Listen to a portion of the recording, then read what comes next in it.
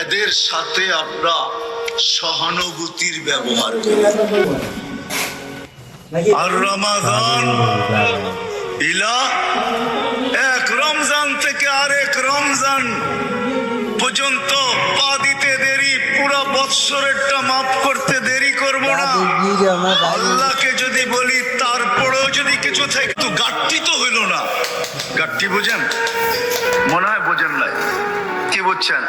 যা কামাইছেন তা খাইছেন, খরচ হয়ে গেছে, কিছু গাট্টি আছে নাকি? হ্যাঁ, কি গাট্টি আছে? বুঝাইতে পারলাম? এই জন্যই তো আমি বলি, শুধু কাগজ কলমে মানুষ হইলে মানুষ হয় না।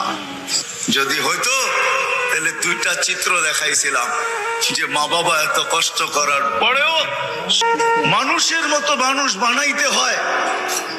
এই জন্যই প্রত্যেক ব্যক্তি নিজেকে মানুষের মতো মানুষ বানাইতে পারে।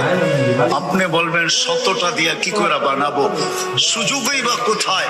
এই জন্যই মনে হয় আল্লাহ ভালোবাসার